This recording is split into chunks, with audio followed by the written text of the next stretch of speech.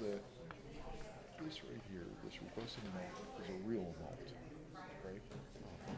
And in the past, the library I committee. just said that right away so that instead of catching him at the end, 'cause I want him to wonder through the whole meeting what I need to see. All sort of decided is, I said I did that so that he'll think I'm wonder you know, the meeting what I want to see. because if you keep requesting 50%, that's all you need, Oh heavens, no, that couldn't be it, I Ruth. guess.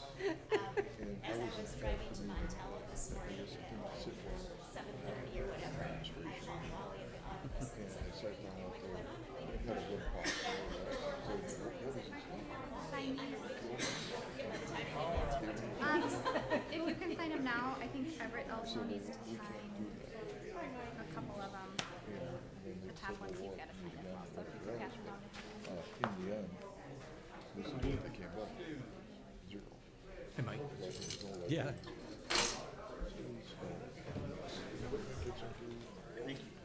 Just, you can't operate like that. No. You want a library system? Or you don't want to do it See, anymore? now we have that all fixed because so everybody could get back and now these chairs are bigger and it's. What's that? Yeah. Hard to tell ya. I can tell you do it. Oh, my. Hey, but come on.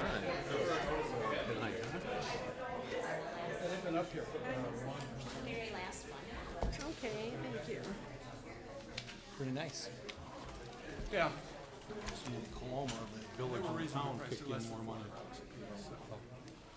Yeah, and that's one thing I think they do it. It's right out of the library. I know, that's me. Village township, city, whatever it is. There's not a set amount, you know, Thank you, like a Ruth. percentage that they kick in. It's like all over the board. It is, yeah. For whatever they. It's whatever you, it's whatever, when we have our annual meeting, Is it? it's always brought up Well, that there's whatever the board another feels or folder whatever the out board there, can afford. And I think that needs to be. Well, I'm gonna blame Mark because he had to pass it down. Because it, then, the, you know, the county then picks up the remainder. So this one resolution that I passed So out, all they did was remove Sauk County from the original one. So I've just printed a copy and gave it to everybody, but that's all that was changed. Percentage wise. Yeah. So, so I think there has to be some solidifying of that there. Lunch. Cap is next Wednesday already. What's that? Cap is next Wednesday already. 25th. Messy. The day I can get back from it. I need that one. Yeah. I went to the one on the decluttering one. I was just thinking about That that. was the one, yeah. It was good, I wanted to look but now and I see. wanna just throw everything out, you know, get rid of everything. I I don't have know. time to go through it. So, I know, it's terrible. kind of a screwed up schedule that week. Yeah. Yeah, if you would print one copy up for me. Yeah, I couldn't. I'm still trying to figure out Tuesday because I can give you mine, and then I can just print out a I Okay. think I want to work Oh, some great, thank Tuesday. you. I tried and it was, wasn't going through. I'm trying to figure out how soon I can leave that conference. I can leave like late I morning. don't know if that's any bigger than what's on mine. That one. She said something, I want to read that over that and see. But I don't know. Okay, that one's better. Yeah, okay. Okay.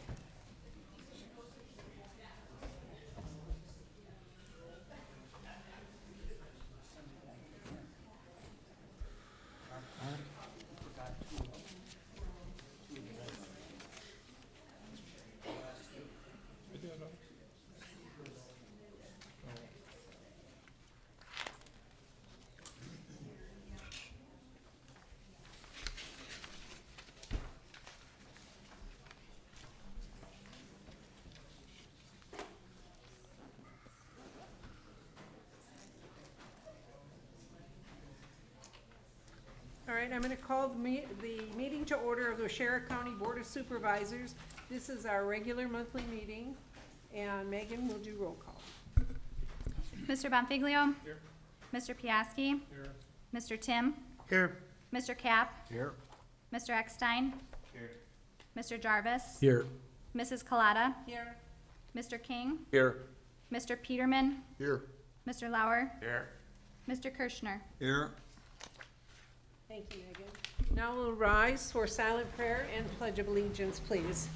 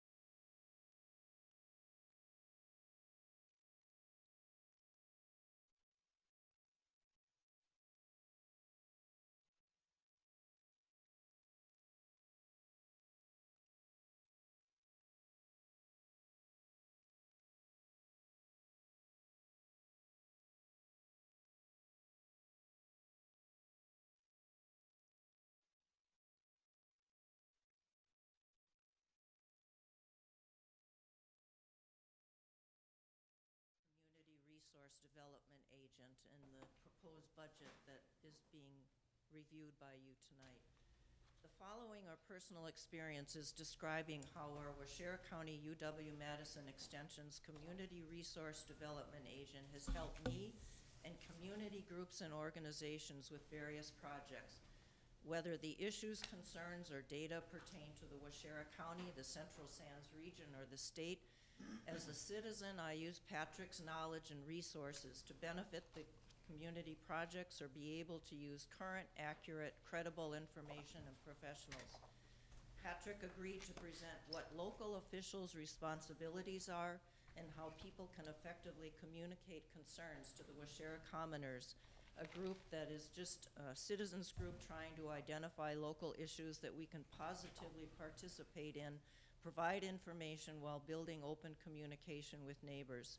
Other examples how Patrick has worked with this group is that when we asked if a local informational event could be held through UW Extension in Wautoma to explain the importance of private well water testing, the current ongoing 3-year grant-funded project targeting sections of our county where well water testing data is not available, where test kits could be obtained, how results would be provided to homeowners, and questions taken from those attending.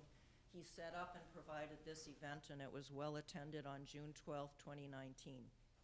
When our group wanted to offer a free open to the public event to perform simple well water testing for the presence of nitrates to anyone in the community, Patrick and UW Extension staff helped promote the event and provided an excellent reference brochure to hand out at the event, along with UW Stevens Point lab test information. His support was much appreciated to make events at 2 locations in our county over the summer. The last one is going to be this Saturday at the Plainfield Library, with better than expected public participation.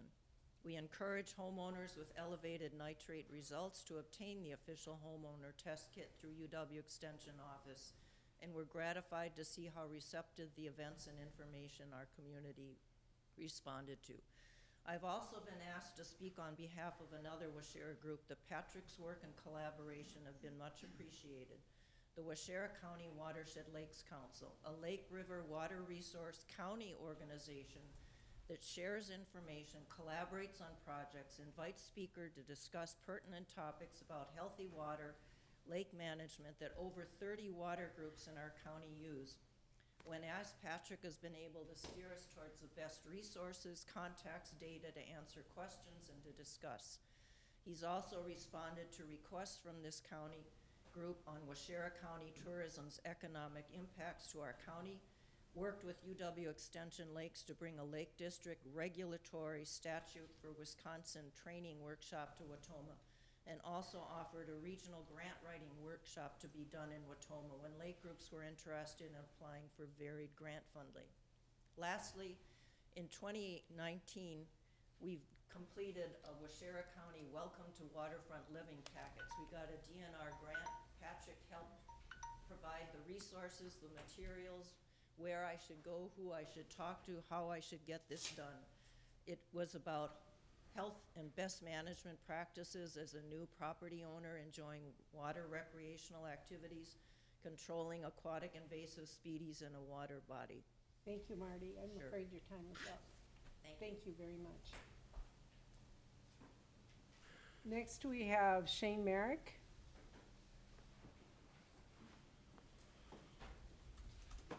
Good afternoon. I'm from the town board of Warren, and I've heard from 3 different sources that the county board is looking to push zoning into our township. We have no zoning in our township. I'm here to ask the question is, am I hearing rumors right here, or am I hearing these sources right? If it's not the right place to talk to, should I be speaking to somebody else? Madam Chair, if I could answer. Yes. Sir, the county board's not allowed to respond to things that are brought up because of Nebraska's, Wisconsin's open meetings laws. This is not on the agenda. However, you can speak to me or Mr. Waller, I believe. Is he in here? I saw him Yes, over. he's here. He can talk to you right now. But I would say that a lot of rumors are out there. Believe me, I hear a lot of them. So either Mr. Waller or myself can dispel any of these rumors. Okay, thank you. Thank you very much. Next, we have Kent Barnard from Wild Rose.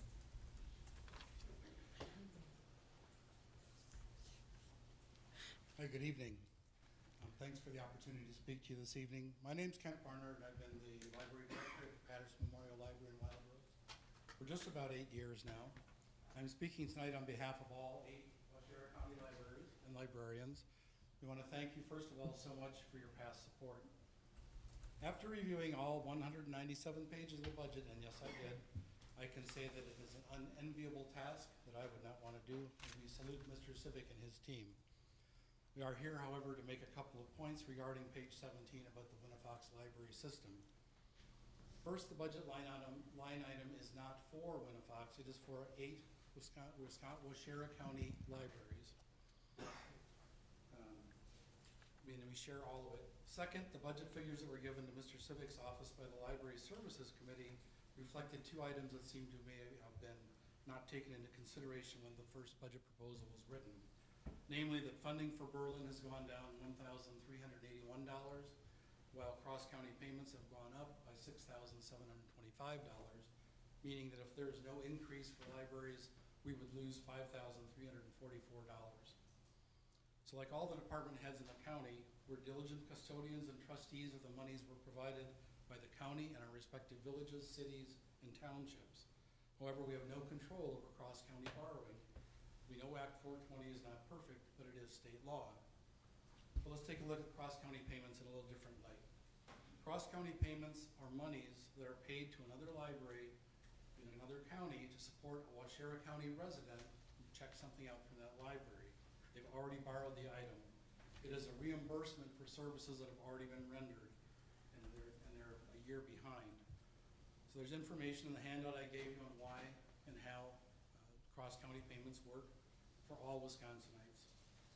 So the Library Services Committee made their proposal based on the formula the county agreed to with the Winnifox library system. And essentially this is a contract between the system and the county. While we agree it's not an easy formula to understand, we all know what is wrong, it's fair. So like other department heads, we find that managing our space is not always easy.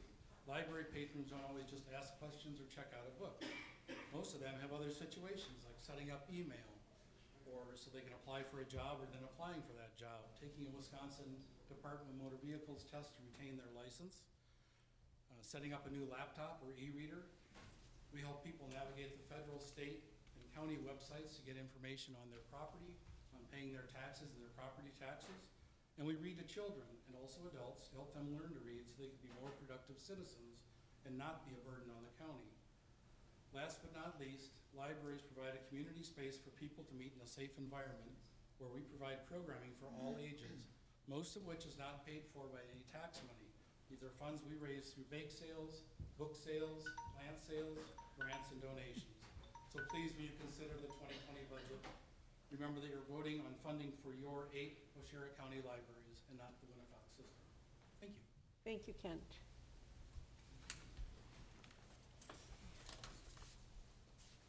Next, we'll hear from Gary Lawrence.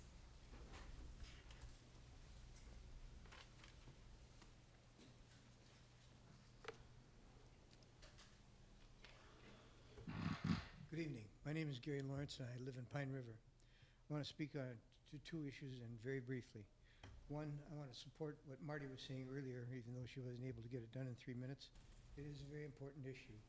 I don't know that there's another county employee, county representative that gets more call to do good work than does Patrick. You ought to think carefully about what you do with that particular issue. Secondly, I want to support what Ken was saying. I don't have a problem with zero-based budgeting, zero-cost budgeting, but I do have a problem when it doesn't recognize all the costs. Cross-county costs for libraries are legitimate costs. It ought to be adhered to by you folks. Thank you for your time. Thank you very much.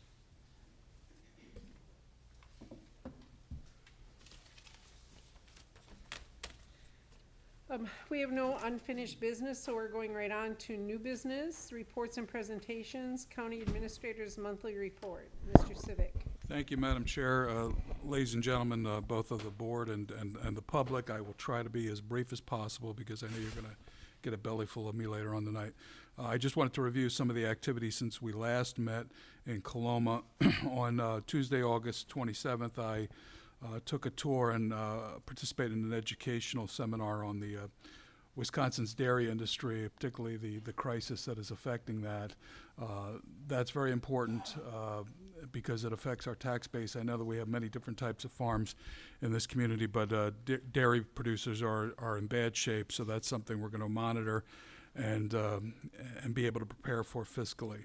On Thursday, August 29th, myself and a number of county staff participated in a day-long educational tour and seminar regarding addiction, alcohol, opioids, all those things that you hear about quite a bit. It does have a real effect, not only on the county fiscally, but on the county as a community. We've heard some good news, we've heard some bad news, but certainly we have a better idea of what this situation entails, and with knowledge, we can do a better job, and we hope to do that as well. That's going to be a long-term battle. I do want to promote a couple of things. This Saturday, September 21st in Wild Rose, the classic car show was there. That may be a personal thing for me, but I think it's a great event for the community. It does bring some people from outside of the community to spend money. I know Wild Rose Kiwanis, and I saw Ken had his shirt on, and I know Everett's a member of the Wild Rose Kiwanis. They're having a breakfast that morning at the Lions Building. Sunday the 22nd through the 24th, many of us will be at the WCA annual conference in the Dells, again, to learn things and perhaps to find out how our sister counties are handling these issues that we're talking about tonight and that we talk about every month. On Saturday, September 30th, the Jailbreak Marathon is being held, and that's a fundraiser for our K-9 unit. I would encourage everybody to be there. You don't have to be an Olympic marathoner to participate. I think we have a 5K race as well. 28th. Oh, it's the 28th. Yes. Oh, I'm sorry. The 28th. It's a Saturday morning. But we have a 5K race. 5K, 10K, half marathon, and full marathon. Or you can just hang out. And I believe there'll be a crafts fair as well. That's So the big one. on the beginning of October, Tuesday the 1st, our building renovation committee will meet. That will be the first meeting, which will probably be a multi-year project to renovate all of our buildings. For the future, the goal is to do such a good job that no one will have to look at this at least for 30 to 50 years. On Wednesday, the 2nd of October, the Census Committee will meet. The census is coming up very soon. It's imperative that we count as many people as possible. I know you've heard me say this. I'm like a broken record. But missing people in the census will cost the county real dollars and the schools and a lot of other entities as well. Finally, we're back here in the courthouse. I hope you enjoyed the new chairs. We got those for a very good price. I think they look much better. I'm sure that they're probably more comfortable. And just so you members of the public, that taxpayers understand, is that we are not wasteful around here. The chairs that we had here, I joke, it's kind of like an Irish Catholic family in that there's hand-me-downs. I remember growing up as a kid, I got my brother's hand-me-downs. He was the only one who ever really got any new clothes. So they were handed down. So the chairs in here are being used, I believe, in the jury room because they had some rickety old chairs there. So Missy got some, and we have some down in room 109 where we have a lot of our meetings. And then the orange chairs in 109 went down to the demonstration room so people can, at least for smaller meetings, they can sit in those chairs rather than those cold, hard metal folding chairs. I know tonight's budget night, but we're trying to squeeze every nickel we can out of what we have here. The summer we toured we went on the road for 3 events. In June, we were at the Aurora Town Hall. In July, we were at the Fox Valley Technical College here in Watoma. And in August, we were in Coloma. That will continue again. And I know, as my schedule permits, I schedule meet and greets with various local governmental partners. I know I mentioned this the last meeting, but I want to say it again. The county fair was a rousing success, so that's good news, particularly because a lot of county fairs and even state fairs are struggling. And we finished up our senior dining center tour. We have 8 senior dining centers here in Waushara County. We support them all. We love all the people who dine there, and we want to keep them open and operating well. So if you didn't get a chance to go have lunch with the wonderful senior citizens of Waushara County, you'll have another chance next summer. That's all I have, Madam Chair. Thank you. Next, we have the UW Extension Annual Report given by the department staff.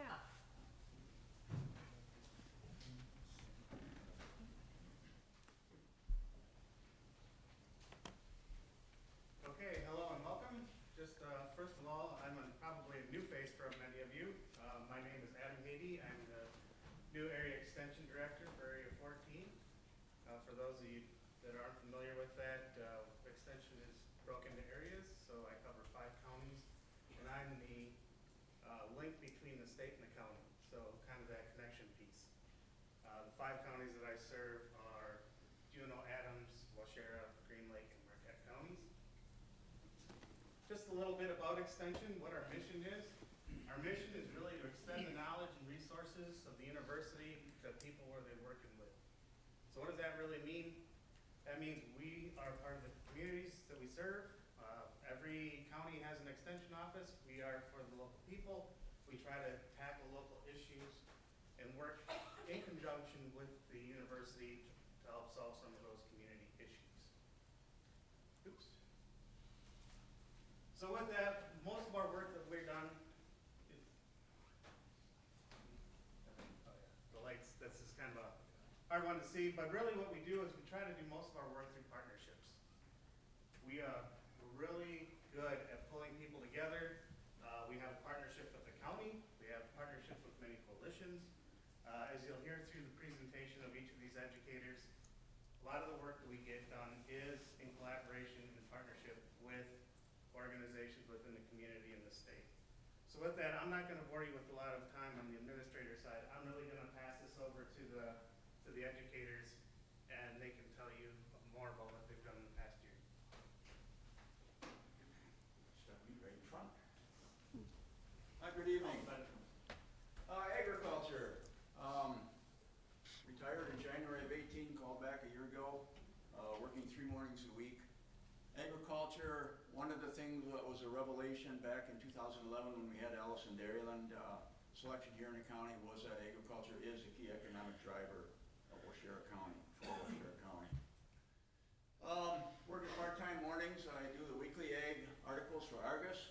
Do get a lot of comments from people who say they do read that.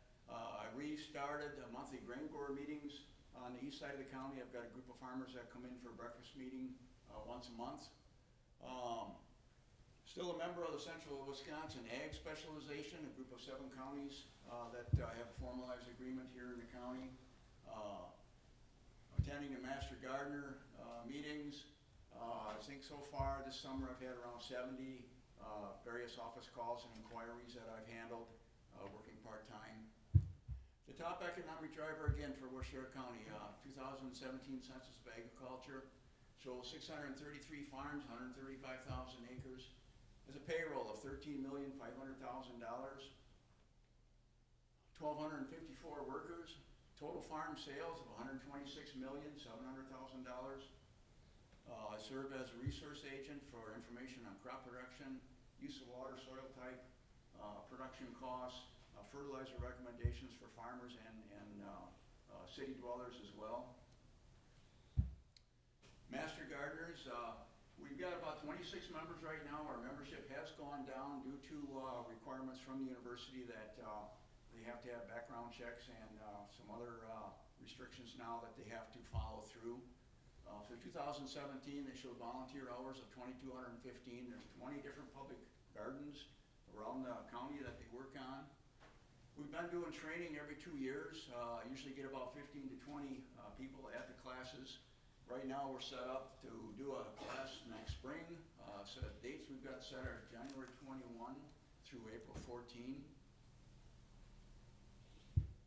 Again, our breakfast grain meetings over on the east side of the county. I get about 15 to 20 that attend that meeting normally quite regularly. We work on cost of production, try to get farmers to look at different aspects of marketing. As Robert mentioned earlier, agriculture is on a downslide right now. It's tough all the way through the whole farm system. So with that, I'll turn it over to 4-H. Thank you, Ken. My name is Heidi Hensel-Buntrock, and I am the 4-H program coordinator. 4-H is a organization for young people in grades K through 13 who are learning life skills, leadership, citizenship, and most importantly, public speaking. We have, in Waushara County, we have 14 4-H clubs with 296 members, and that is an increase from last year of 11 members. And that is the first time in about the last 5 or 6 years that our membership has increased. And we have 131 organizational and project leaders who are leading these youth, and that is also an increase of 125 from the previous year. The most popular projects that the youth are enrolled in are shooting sports, and most importantly in the shooting sports is the archery. If you were at the county fair, we have a shooting sports competition on Sunday morning, and it is it's widely great participation. The arts and crafts is also our second leading project, followed by photography, rabbits and poultry. It was a very full building of lots of rabbits and poultry at the fair. Swine, we had a record number this year, and also vegetables. Those are our most popular projects among the youth. 4-H provides many educational opportunities. The slide with the blue shirts is the delegation from Waushara County who was at Upham Woods this summer for 4-H camp. We have a demonstration contest where they're building their public speaking skills. That is that middle slide. And on the far right, one of the things I initiated this year is Sewing Saturdays. We had many youth involved in the clothing project, but there was no leadership. So for one Saturday every morning, or every Saturday in a month, or I should say the third Saturday in a month for 3 hours, the youth would come to the courthouse and I'd have a project for them. And they would sew this project. And with that, we saw an increase of sewing projects at the county fair. 4-H also provides educational trips to Washington, D.C., New York and Boston, Space Camp in Alabama, Indiana, and Madison. And one of the outcomes from these educational trips for these youth is the youth who do participate have shown public speaking skills, their leadership is growing, they have become an ambassador, and they are taking on leadership roles and officers in their 4-H club. One of the partnerships I have is with the county libraries. As the librarians can attest to, I provide 4 STEAM lessons. This past year, the lessons were on space in celebration of the 50th moon landing. I also partnership with the A+ After School program and the Parkside A+ Summer School. And one of the positives that has come out of the partnership with the A+ After School is starting in October, they will be forming at Riverview a Clover Bud 4-H club at the school. Yes, so that's really exciting. And this summer, I provided a lesson on moon rovers at the 8 county libraries also. As I mentioned before, the ambassadors, those are youth who are in grades 8th grade through 13 who want to really grow their leadership skills. And the thing about the ambassadors and all the activities I have listed up there, they are the ones who are actually doing the planning. They are doing making the phone calls, doing the organization for the Clover Bud camps. They're coming up with the themes. They're working on the projects for these Clover Buds. They do a Blue Ribbon Kids Day booth, countywide pool party that they plan, and also several new family nights. And they also plan our leader and member recognition banquet. They are the MCs, they organize everything. So it's just really cool to see these youth who have taken on those leadership skills. And lastly, this year I've taken on state 4-H leadership roles. I've been on committees and also participated in training at 4-H Art Beat Camp, which is for 3rd through 6th graders. It's held on a weekend in March. I was on the planning committee and also taught 8 different lessons. Area Plant Science Day is held at Waushara County. I was on that committee and led a class on flower arranging. Leadership Washington Focus is an educational opportunity that youth in grades 6 through 8th are able to travel to Washington, D.C. and it was hosted by Wood County, and this past year they had backed out, and I stepped up, and I'm one of the coordinators along with the 4-H coordinator from Marathon County. So her and I are taking on the responsibilities and being the chaperone. So every other year I will be taking a group out to Washington, D.C. as the chaperone. 4-H and Youth Conference, it's another educational opportunity. I am on that state planning team and also providing leadership as a chaperone there. And lastly, the state volunteer work development team. I have worked on updating our websites, reviewed policies and procedures, and wrote copy for our website. So that's 4-H in a nutshell. Thank you. Thank you, Holly. Good evening. I'm Mary Ann Schilling. I'm the Health and Wellbeing Educator, and I'm going to be talking about the health and wellbeing programs that I've presented this year, and also some of the partnerships that I have with other county agencies. So this past year, I've taught a variety of classes, 79 classes that reached 830 individuals, and some of those programs include the Aging Mastery Program, which you see a picture on the top left. I'm going to put a plug in. We're starting one next Wednesday. So if you haven't attended the Aging Mastery Program and you're over 55 years of age, we will be meeting in Coloma. So you're welcome to join that. And that is a partnership with the Department of Aging. I've taught Dollars During Development. I'll talk a little bit more about that. Held a Eat Right, Be Active class at the Poisippi Library. Taught Girl Power and Money Matters. I've been working with drug treatment court participants and have gotten referrals to work with them, and I use Money Matters to help them with their financial management, whether it's paying off their debts or making a monthly spending plan so they're financially healthier. And then Rent Smart. I just got done teaching Rent Smart in the county jail, so I've gone to the county jail. That's one example of a class I've taught. I've also taught growing a stronger family there so they can improve their family relationships and also practice some relationship skills with the people that they are sharing a pod with at the jail. So there are some groups that I work with on a regular basis at the after-school program and during A+ summer camp. I teach the program Dollars During Development. So children are learning money concepts or financial concepts, and I've gotten grants so that they can take books home and keep them. We also have parent guides so the parents can read the books and use the activities in the parent guides with their children.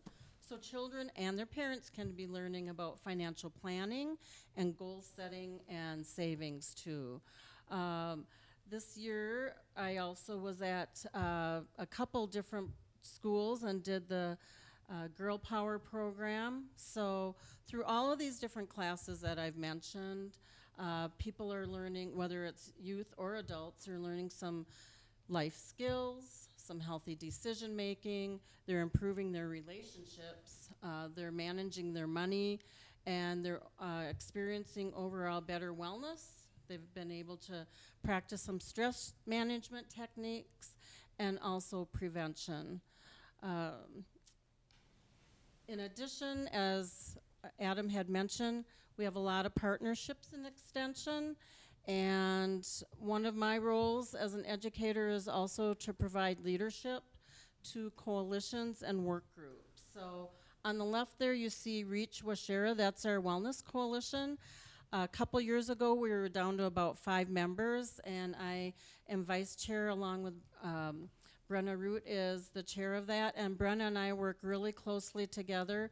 Our leadership group in that coalition, we actually applied to attend Healthy Wisconsin Leadership Institute. We were the only rural coalition in this year's Healthy Wisconsin Leadership, and we were able to really implement what we were learned, and we've grown our coalition from the 5 members up to, at this meeting, we had 19 participants. And really what that means, it's not so much the numbers, but the people that are attending, we're getting input and we're hearing their voices, and that affects the people in the county and how we are really working to improve the health overall health in the county. We have three action teams, excuse me, one around mental health, one around ODA and chronic disease. So as Bob had mentioned earlier, we have the K9 benefit with the 5K and marathon, and our chronic disease work group is actually working on helping behind the scenes with that. So I'm going to encourage you to go and buy the dog treats that I've baked for that. The other things that I've been working with, I started a financial wellness work group. We have Vision 2020 in the county, which is really helping people to become economically more healthy, to really strengthen themselves and their finances and their family. So this past year, I started a financial wellness work group. We organized Money Smart Week.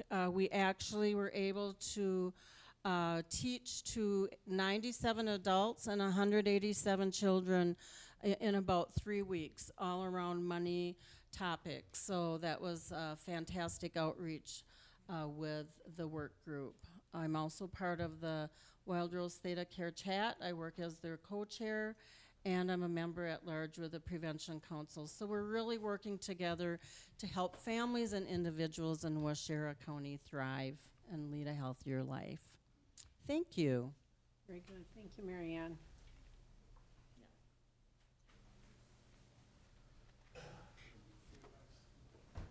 Oh, sorry.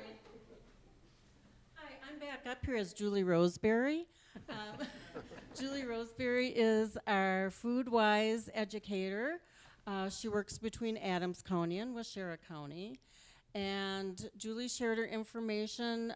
She teaches classes with students who are in K through 5th grade, and she has a variety of classes that are really focused on nutrition. So these children are learning how to eat healthier, eat more fruits and vegetables, which in the long run will teach them not only healthy eating habits, but decrease their risk of chronic disease, which, as we know, is expensive to treat chronic diseases. So we're starting young with this.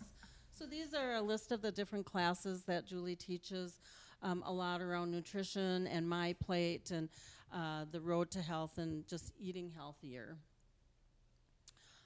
From last year in October through September 30th, she's had a total of 172 lessons and had 2,674 direct contacts. So she's going to Head Start, the elementary school, and the middle schools, and teaching a variety of classes to those students that are in K through 5th grade. And that is my report for Julie. Thank you. And Foodwise, you're welcome. I'm Patrick Naring. I'm the community development agent here in the county. So the comprehensive plans in the county that the county has, and also all municipalities except for the town of Warren, have to be updated every 10 years.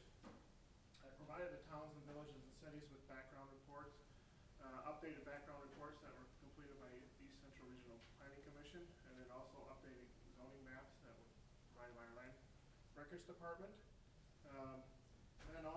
And then I provided them directions on how to use that information to update their comprehensive plans, the process to go about doing that, and answered a number of questions from different towns that have had some development proposals within the town and how they can use their comprehensive plan to address some of the development in those communities. I've taught businesses, and entrepreneurs in the county about various topics related to organizational structure, operation and leadership. Topics included how to start up an organization, how different organizations are structured, how they should be operating, customer service, how to deal with different conflicts within the organization, financial options, branding, and organizational planning. And I provided demographic, economic development data, and market research about the county that has been used by individuals and organizations to make decisions that affect the county. I've informed people in the county about the 2020 census, why it's conducted, how it will be conducted, and why it is important to complete the surveys with the 2020 census. And I've taught individuals and organizations about water systems in Waushara County, And that includes teaching about lake level fluctuations, aquatic plants and invasive species, groundwater quality and quantity, options to test your well water, how to interpret those test results, and what options are available to address water quality issues that they may be found while, as they review the tests from their well. Thank you, Patrick. So as you can see, the educators are involved in a lot of different aspects of the lives of everyone here in the community. This map here is just showing again where Extension is located. As you can see, it's located within the whole state. And again, here you can see this is Area 14, where we're part of, and a continuing strong partner with Waushara County. With that, do you guys have any questions for the educators or myself? If not, I appreciate all the support that you give the extension group here within the county, and continue to look forward to the working with you guys in the future. Thank you. Thank you. I'll give a little plug to the Aging Mastery Program because I took that and it really is a good class. I enjoyed every one of them. Thank you, Mary Ann. Now I think I'm going to join the Girl Power class. You can come as a volunteer. All right. Okay, thank you. Next, we have the 2020 proposed budget. Mr. Civic.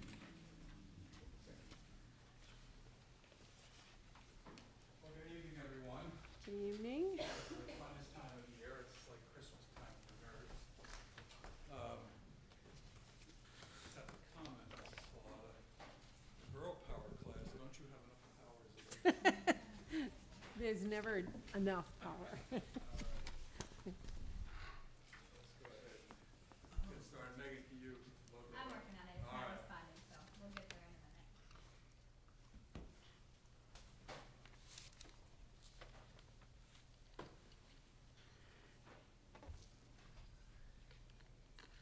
I do it, but I gotta fight through two chairs. Yeah, Ken, if you could get those lights again, I think it's easier to see.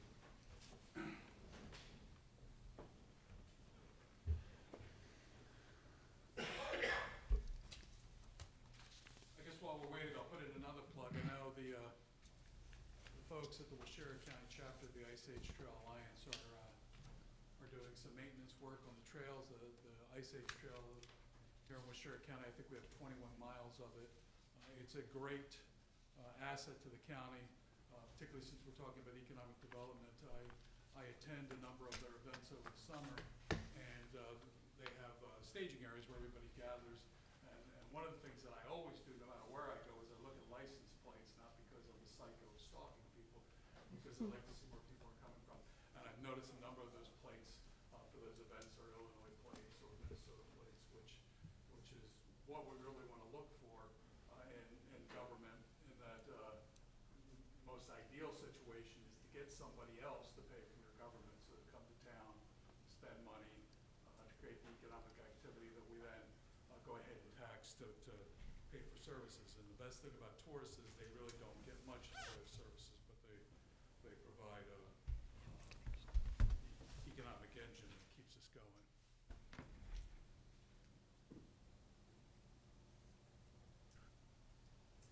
Not getting it to work, so we might have to go, do you have your printed version up there at the I moment? do I will keep trying, but. keep trying. All right, well, I think I only have about 10 of these, so I'm gonna go ahead and pass these out. And we'll try to go ahead and Megan, when you just get it up, Yep. we'll see what we can do.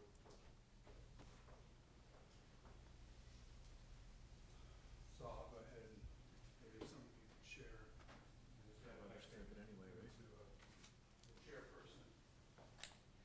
But, basically, it is on. Basically, what I want to say is that what we're doing tonight is the most important task that I do throughout the year as far as managing the county's operations and day-to-day affairs. And it's also the most important thing that you do. Your role is to formulate policy, and this is probably the most important policy decision you make all year long, because the budget isn't just a series of numbers and a bunch of spreadsheets and pages, how many pages do we have? Like 170 pages for this budget? And only a librarian would be able to go through the entire 170 pages, and it's very small type. It's not just that, it's also, it's a statement of the county's priorities and the direction it wants to go in. So, needless to say, the budget is very important. Now, what I want to do first is talk about the process that we go through. And actually, the process is a year-long endeavor. Throughout the year, the administration and finance staff monitor the county's revenues and expenditures, and actually every month, Ms. Lucchini gives a report to the executive committee. So we do keep an eye on things. I will tell you, we really haven't had any red flags in the 2.5 years I've been here. Obviously, we have some peaks and valleys in spending. The Parks Department, their expenditures go up in the summer because that's when they're active. We might have a situation in the winter with excessive snowfall that may cause some problems with the highway department's budget. But those are things that are to be expected, and for the most part, we don't have a lot of control over. In June and July of every year, the departments and for the larger departments, they have finance staff. They begin to review their budgets from the last year and prepare a budget for the upcoming year. And then in August, Ms. Lucchini and myself meet with the department directors. And again, for the smaller departments, it may just be the director. For larger departments, they may have several finance staff. And we go over the budget, or the department's budget, line by line. Questions are asked, explanations are given for this or for that. That way, Ms. Lucchini and I can get a better idea of what each department's doing and what direction they're going in.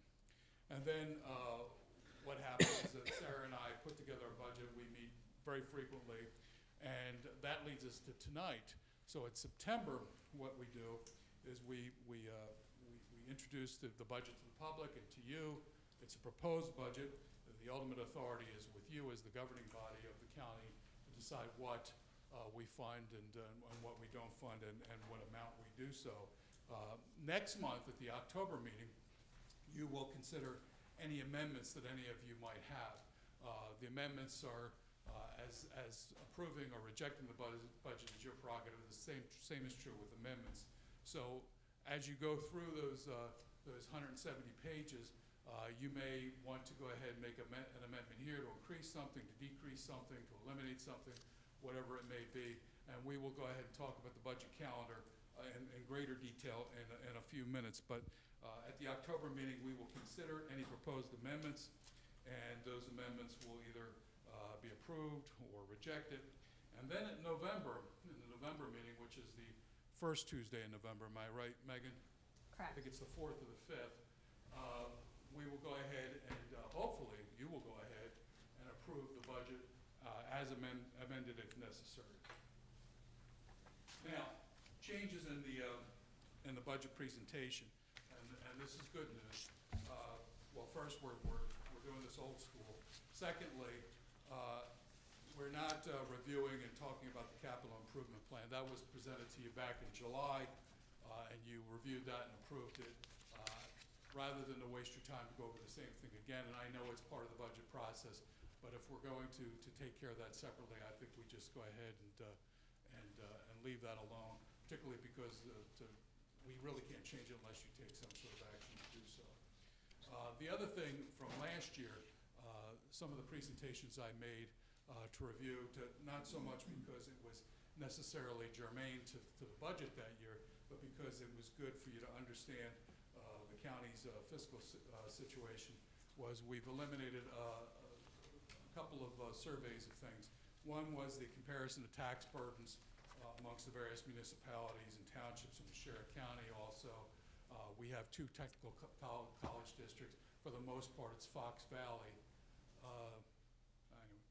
For the most part, it's Fox Valley, but we also have the school districts. And the point I wanted to make there is contrary to what you may hear from folks. Oh, here we are. Okay. Now the audience can, and I just advance.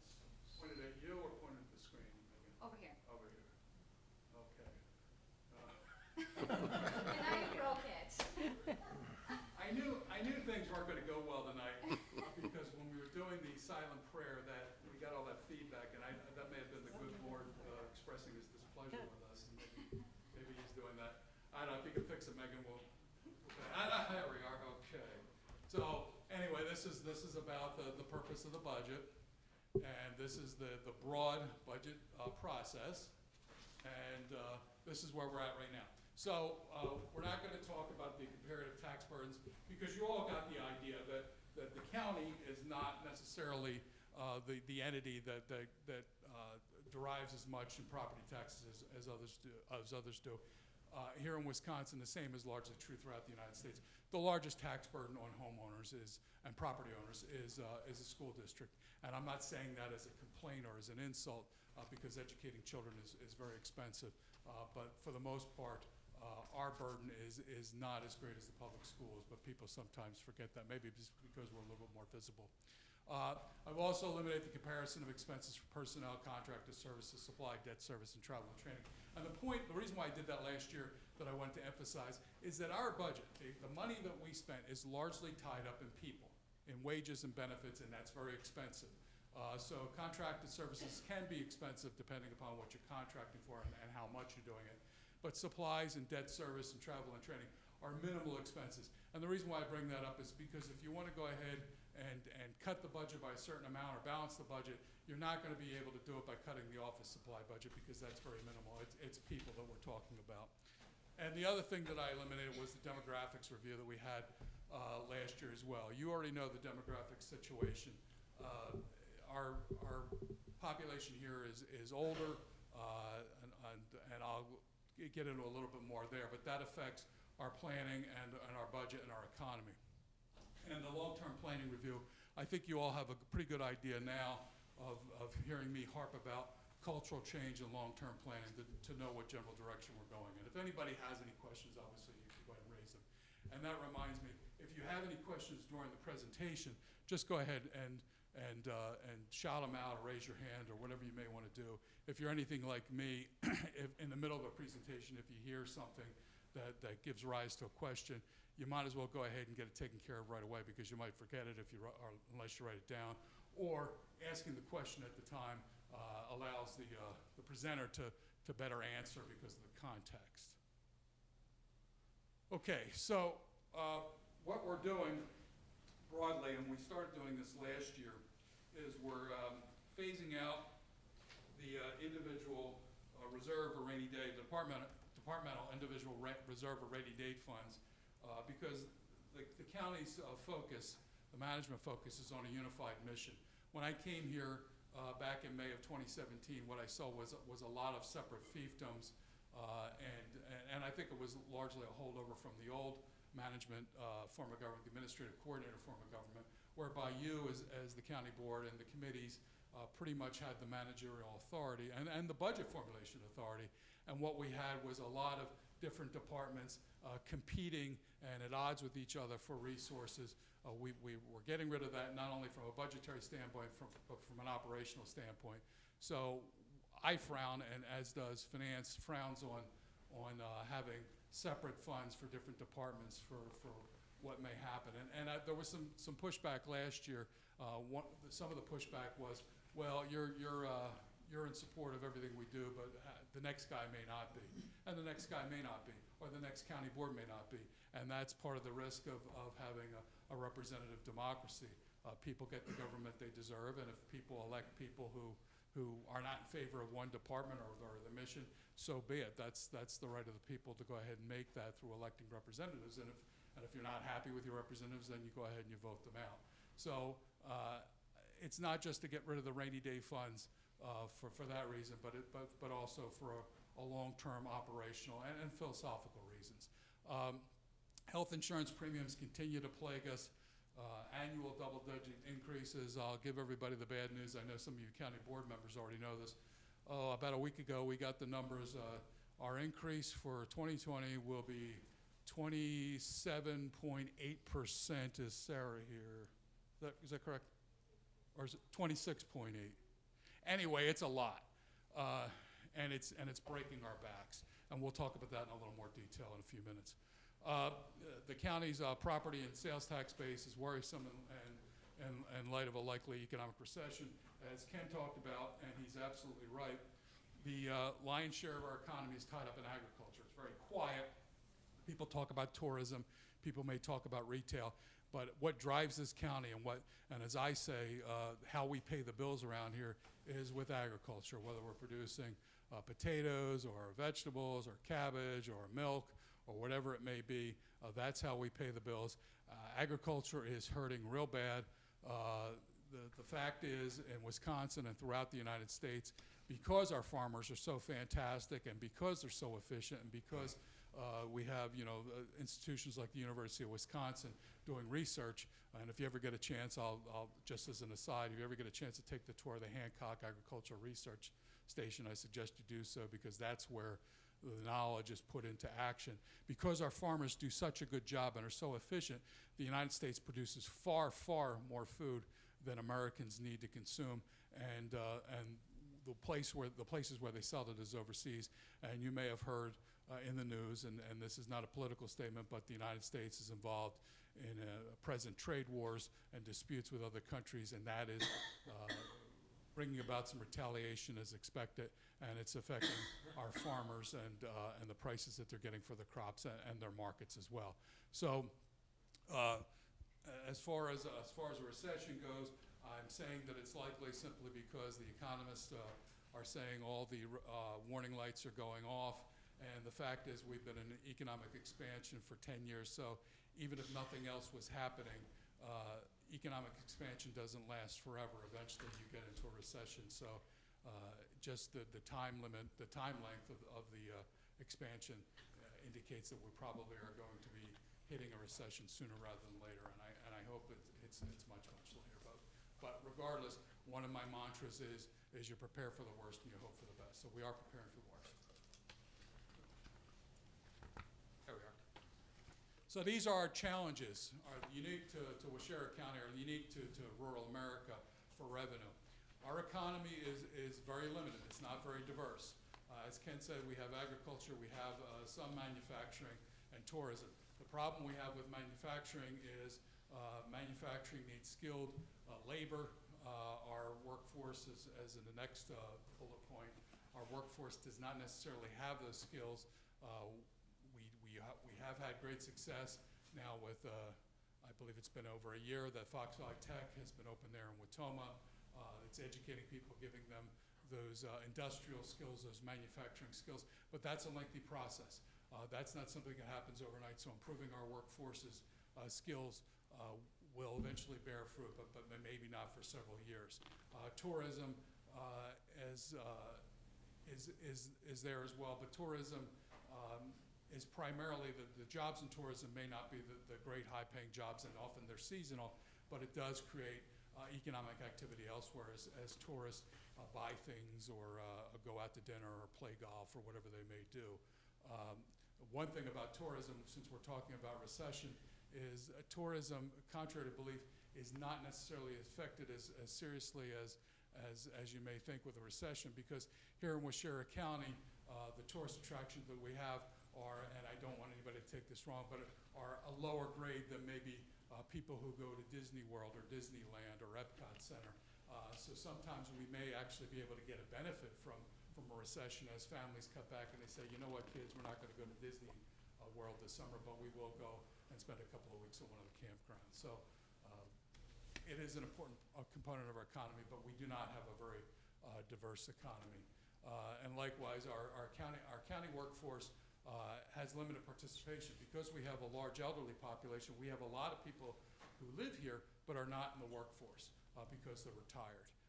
And that hurts us a bit when it comes to economic development, because if you're somebody who wants to open up a manufacturing plant and you're thinking, where am I going to put this? Am I going to put it in Waushara County or Wisconsin, where they have very low unemployment, where they have very low labor participation, or am I going to go to, say, Akron, Ohio, where you might have 10% unemployment? They're going to go to Akron.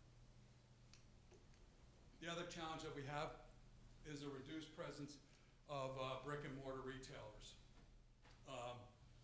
We all know about Shopko. That was really our only large general retail establishment here in Waushara County. Retailers continue to struggle. More and more retail business is conducted online. There was a Supreme Court decision last year that finally, and it was decades overdue, allowed local governments to collect sales tax for online purchases, but for the most part, brick and mortar retailers, we don't have a lot of them here. And the reason for that is the last bullet point. Waushara County is not a commercial center. It has a commuter workforce on the west side of the county. In general, people go to work and they shop. They go up north on 39 to Rapids, to Stevens Point, to Plover, and on the east side they go over to the Fox cities and they work and they shop over there. Getting back to retail and sales tax, one of the problems with internet sales tax, although local governments are able to collect it, where it's designated for is if you're, and most people, when you're buying things online, you can't pay cash. You're using a credit card or a debit card or maybe PayPal or whatever. When that transaction is completed, the place, the local government where the sales tax goes is the billing address. So if we have somebody here from Chicago or Milwaukee and they're spending the summer here in one of their lake homes and they decide to buy things on Amazon or whatever they want to go ahead and buy, even if they're having things delivered to their lake home here in Waushara County, those sales tax dollars are going to their home, whether it's in the Chicago or Milwaukee or whatever it may be. So even in that situation, we lose a bit. Now we do get the money if they buy it at a brick and mortar retailer, but like I said, brick and mortar retailers are hurting pretty bad right now. Okay, let's talk about unique challenges from the expenses side.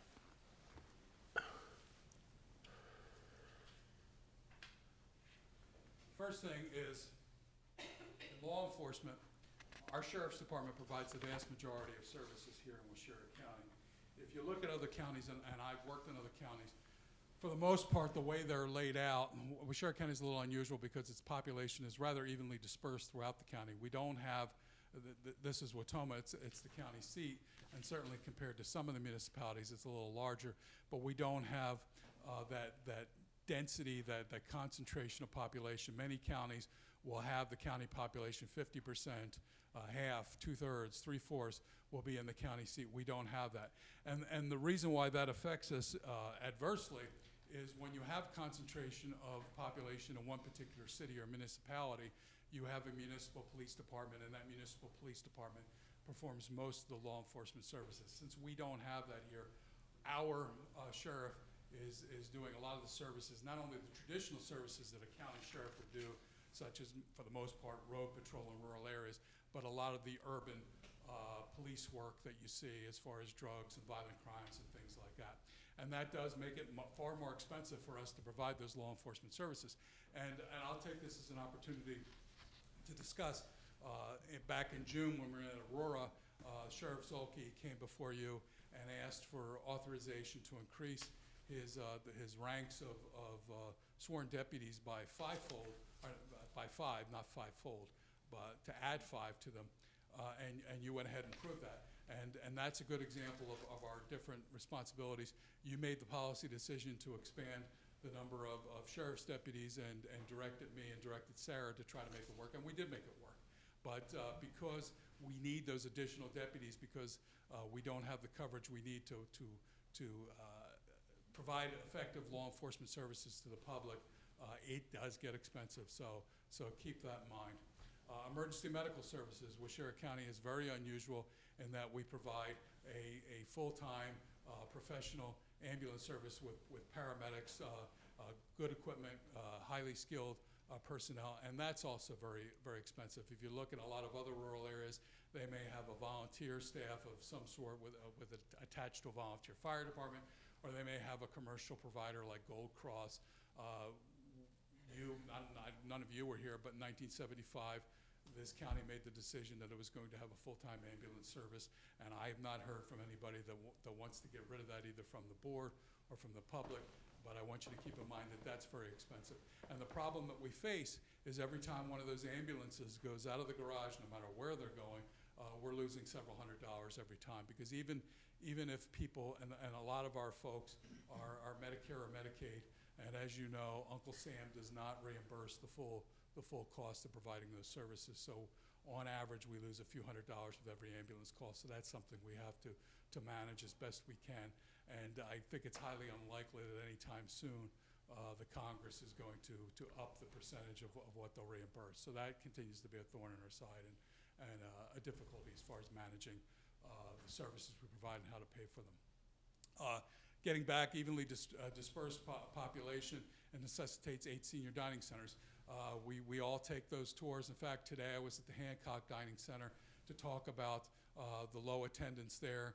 We keep an eye on how many people are attending, and we try to encourage senior citizens to use those services because they are important. And contrary to what some people may think, it's not just about providing lunch for senior citizens.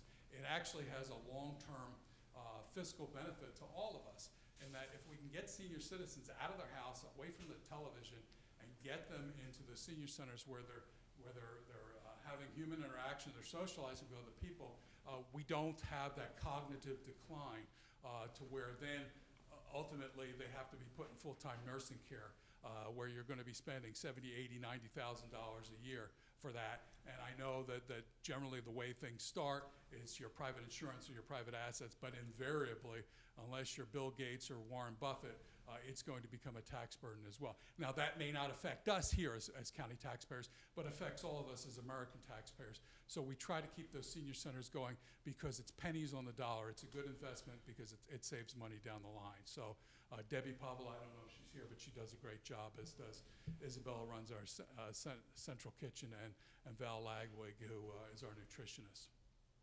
The other challenge that we have as far as expenses is 49% of our population, or almost half, either live below the poverty level or are classified as working poor. Working poor people are those who a $400 or $500 expense may very, very well start them cascading into homelessness. So these are people who are literally living paycheck to paycheck and on the edge. And because these people are in such an economically precarious situation, and because there's other social factors that come into play with poverty, it greatly increases the need for us to provide human and social services, which of course are expensive. And lastly, our health insurance expenses are rapidly increasing for a variety of reasons. And not to get too much into this, but we have a very small pool of insureds.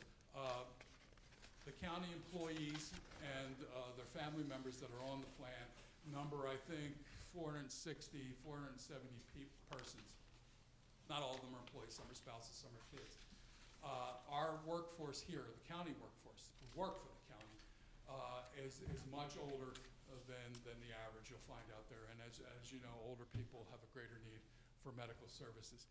And if we have employees or their loved ones who are covered under our plan with serious illnesses or things like maybe a premature baby, that's very expensive. But because of our small pool, it really knocks us for a loop on our premium, which is why in the three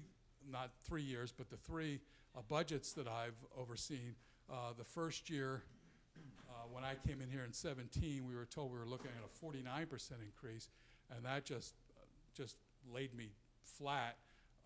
We shopped it around and we got a 26% increase.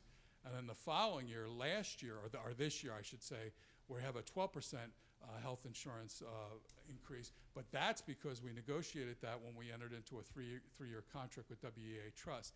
If it had been market-based, the WEA people told me it would probably be about 34, 35%. And this year we're looking at 27%. Now, I'm the type of person who would much rather light a candle than curse the darkness. What we are doing is we are shopping our insurance business out to see if we can get a better deal. We're also looking at some other out-of-the-box solutions, maybe to see if we could jointly purchase health insurance with another governmental entity or join a pool that's larger where we could spread that risk more. I don't know, but we are going to not give up on that. We're going to do everything we can to keep health insurance costs low. But I do want to go ahead with this caveat. I am committed to not taking the cheap and easy way out, which is the slash health insurance benefits for the employees. The reason for that is one of the few selling points we have when it comes to recruiting and retaining talent. And the last thing I want to do is go ahead and do that because, quite honestly, providing market-based wages for people, particularly people who are highly educated or specialized, is very, very difficult, and we really struggle with that. So the one thing we try to do is provide decent benefits, and we provide a decent working environment because we ain't got the money. If we were paying everybody $500,000 a year, I wouldn't have to worry about any of the employees. They'd all be here forever. Okay. So let's talk about ad valorem or real property taxes. That is the bulk of our tax base. Whether it's good or bad, that's up to you, but that's the way it's going to be for the foreseeable future. And you can see this is the taxable real estate in the county and improvements. That's buildings. The real estate that are subject to real property taxation. That doesn't include federal or state property or the property for churches and other charitable or nonprofit organizations, but that's a minor part of the county. So in 17, about 2.4 billion. 18, a little bit, just a tiny bump of about 2.3%. Last year, for this year, we had an increase of about 2.6%. I will tell you that going into this budget year, I was expecting a valuation increase of maybe 2, maybe 3%, the way it's been historically. It's 5% this year, which is good news. I can't explain it exactly because the assessment situation is not consolidated in the county or statewide. I know a lot of the towns do their own thing.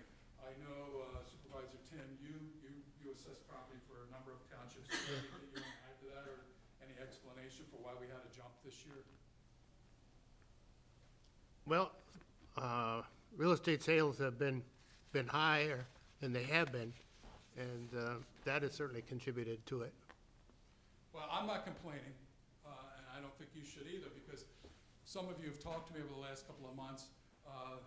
Another one of my mantras is I try to underpromise and overdeliver. That I've been telling you and people in the community that we probably won't be able to get by without a mill rate increase, a tax increase this year. But that 5% increase in the valuation of taxable real estate has saved us. So we are not, the good news is we are not going to be looking at an increase in the mill rate, which should make everybody happy. So this is our mill rate, and it's based on every $1,000 of valuation for real property. In 17, we were at $7.02, and then we took a big drop of 16 cents to 6.86. Last year, we looked at a decrease of 2 cents in the mill rate, and I thought that was going to be the last year, but this year it's down another penny. As I said, I was at the Hancock Senior Center having lunch this afternoon, and I told the folks there that we were looking at dropping the mill rate by a penny, and a lot of them kind of chuckled and said, big deal, but I told them, hey, it's a lot better than having a $1.50 increase, so you try to be happy about it.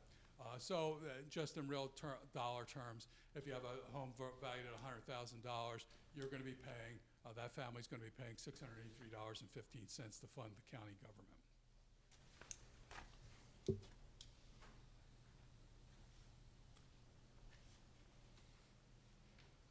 So here's the next slide. If you haven't looked at it on your paper copies, this is the real surprise. So, total spending. I know that Sarah in her sheet has given you a lot of data, a lot of spreadsheets on the levy and what's being dedicated to what department, et cetera, et cetera. But one of the things I like to look at is the total county spending, and this is everything. This is what we spend money on for all of our operations across the board, and it also is the use of levy dollars or grants or reimbursements we get from the federal government, the state government, if we bill for professional services, et cetera, et cetera.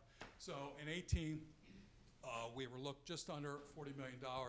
Last year, we had a minuscule increase in spending to just over $40 million. And this year, or this coming year, what we anticipate spending is a little over $44 million. And that may shock you because it's a 10% increase, but I want to talk about that in a little more detail. You may be wondering, how in the world can you increase spending by 10% when the bulk of your tax base, the bulk of your revenue is only going up by 5%? It's not magic. There's a couple of things you need to consider. First of all, I may have broken this, so maybe stop this slide for a little bit. You're gonna be in trouble with I don't know where Megan. the batteries. Here we are. I'll go ahead. Todd, do you want to go ahead and pretend you're president of the Audiovisual Club? Put that together.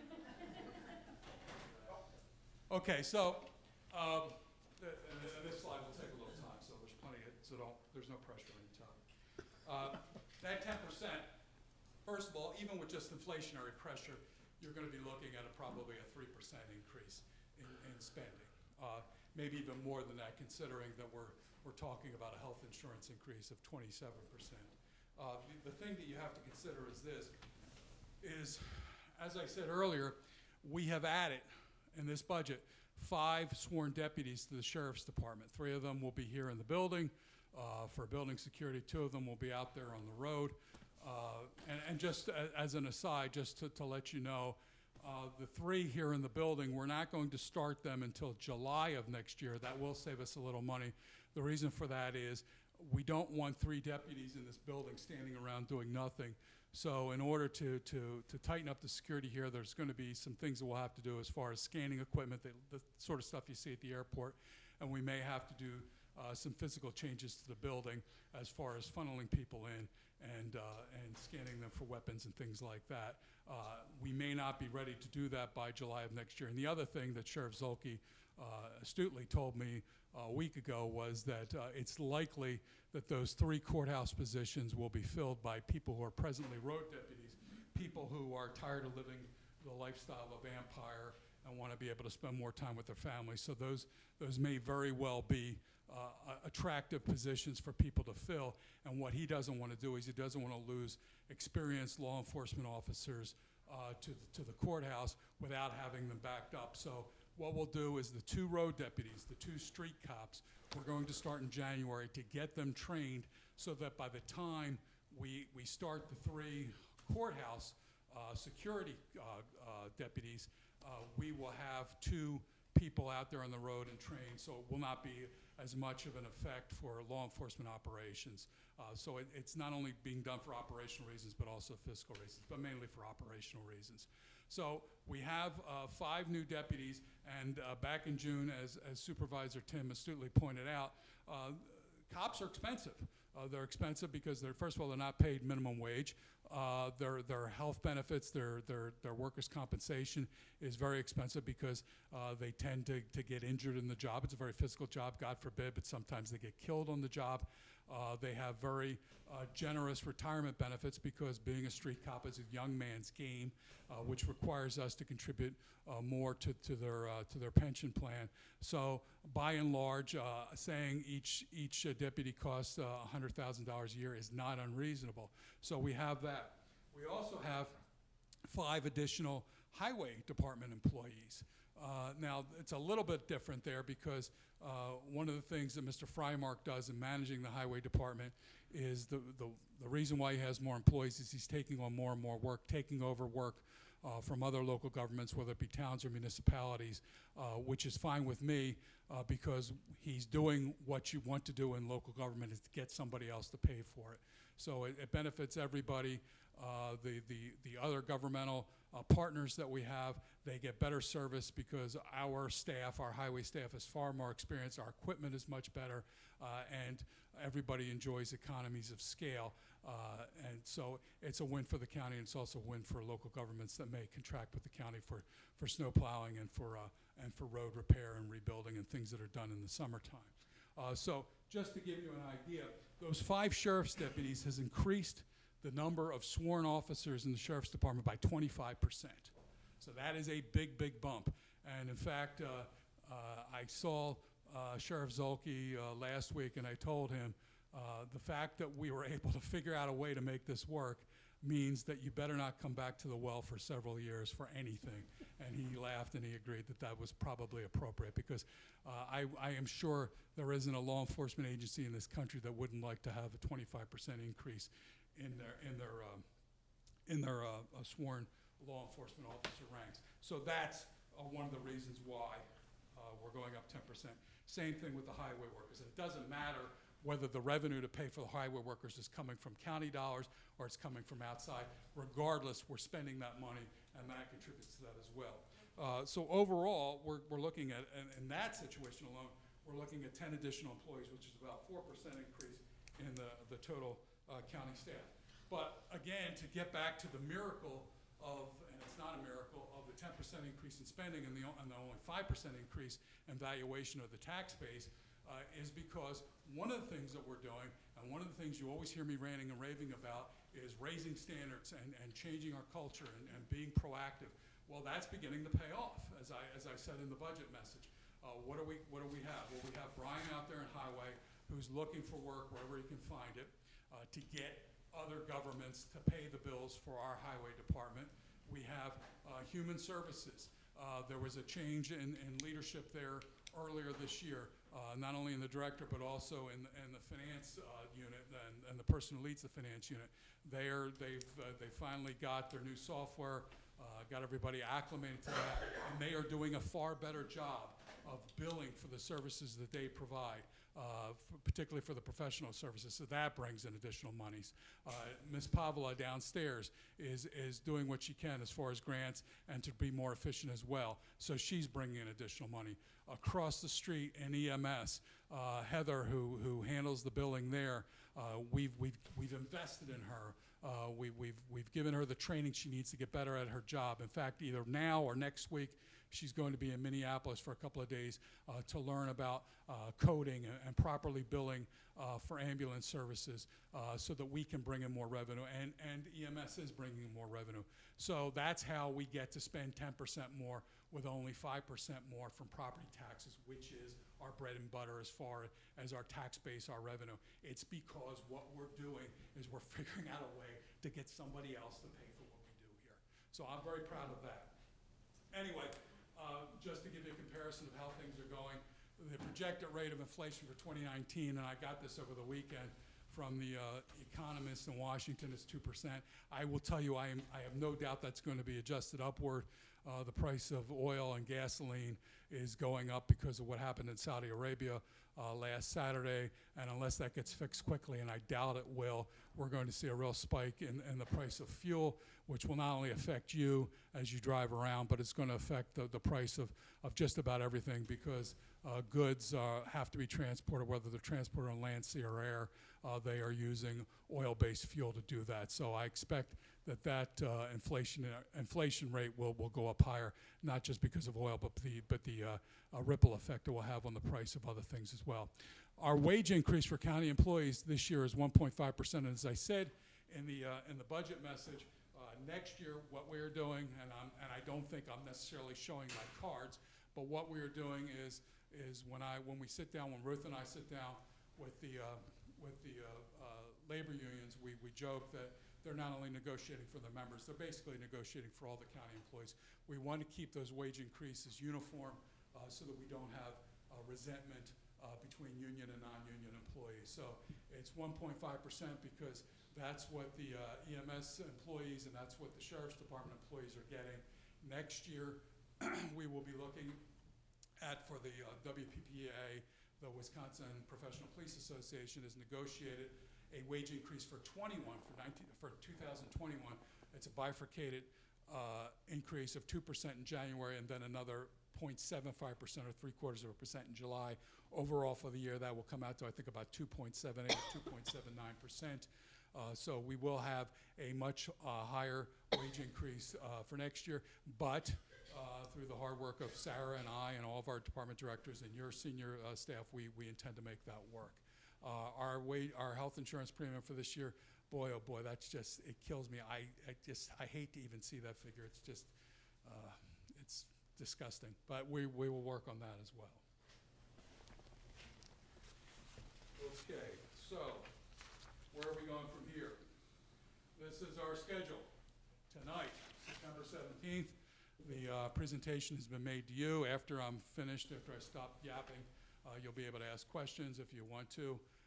Or what you could do is between tomorrow and October 4th, that's a Friday, look over those pages, see what you think. If there's something you have questions about, don't hesitate to ask. If you need additional information, don't hesitate to ask. Or if you wish to propose amendments, go ahead and submit them to me or to Megan, and we'll put them in a proper form. And then those amendments, if there are any, will be introduced at the October 15th County Board meeting.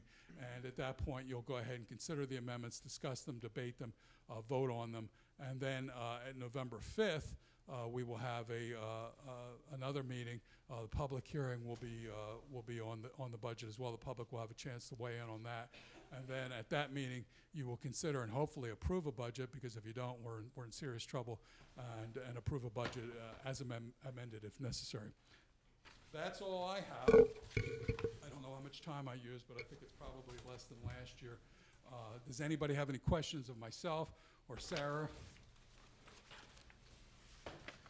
Oh, well, I thank you for your Larry attention. has a question for you, Bob. Larry. Yes, Larry. How can the board members get a copy of the budget? Well, we can send it to you electronically, or if you want a printed copy, we can run that off for you too. So, I would prefer a printed copy. printed copy, and I think Megan, I had put that in the email, so I'll print one off You and wanna put it put in it- your mailbox for you. we'll put it in your mailbox, or if you want to come by, can you do it tomorrow? And Absolutely. you can go ahead and take a look at it I then. would- I would like. Does them anyone to. else? I would like. Okay. And just for the members of the this way. public, oh, there you are. George ran his own. No. For the members of the public, Megan did. you have access to the budget, all the details.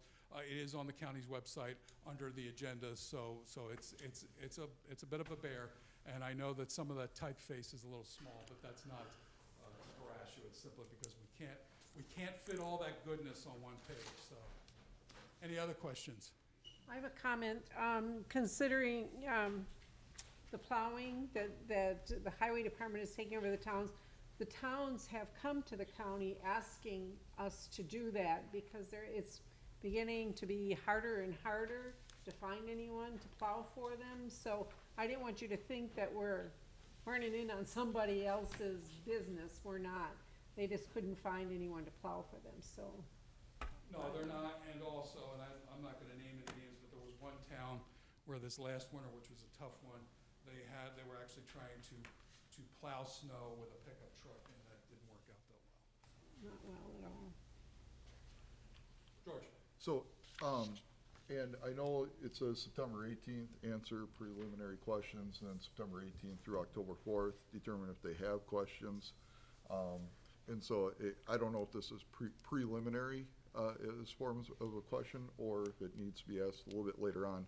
But just going through the budget, as we're sort of determining, which direction we want to go on certain things, there were 4 departments that had different amounts proposed than what were requested.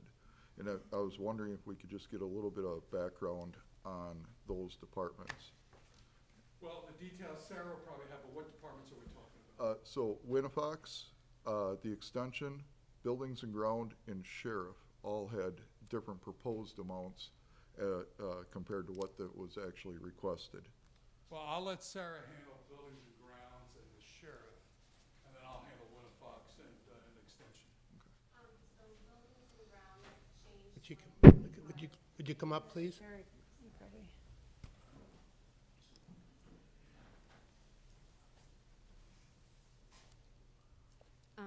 Buildings and grounds changed slightly because in the CIP that was approved, they had requested flag poles to be put up at the Hancock EMS station and Wild Rose, but it was determined that they had enough money this year to do so. So instead of budgeting for that for next year, we made it work this year, and I just took out the money because I didn't think that it was necessary to keep that in.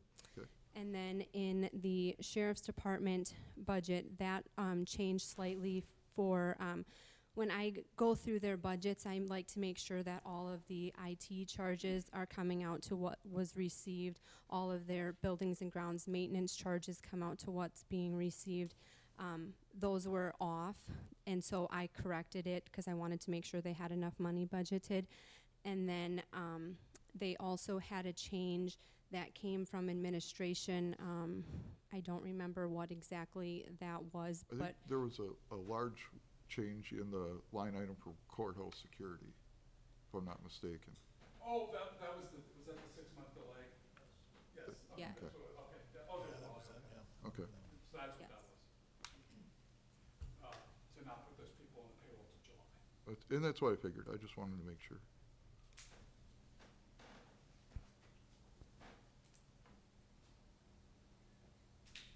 Okay. And then Winnifox and Extension? So Winnifox, just to give you some historical, at least from my historical experience, and I said this when Mark Arend was in my office about a month or 6 weeks ago. I made the comment that having worked in local government in 3 different states, including Wisconsin, the way Wisconsin finances public libraries is very, very unusual. I've never seen anything like it. I think we can all agree on that. And I think even the librarians will agree on that. The first year when I appeared before you in 17, the request was for an 11% increase. Last year it was for a 2% increase. This year it's for a 10% increase. And one of the things I try to do is when we're talking about budget, I don't necessarily believe, one of the things I don't like about managers is when they go ahead and they budget and they give everybody an across the board 4% increase, or they cut everybody by 4%.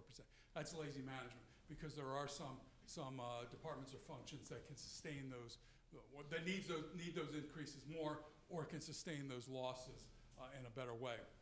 So what I look for when we sit down with department directors, and I know Winnifox is an outside agency, is I try to base it on facts.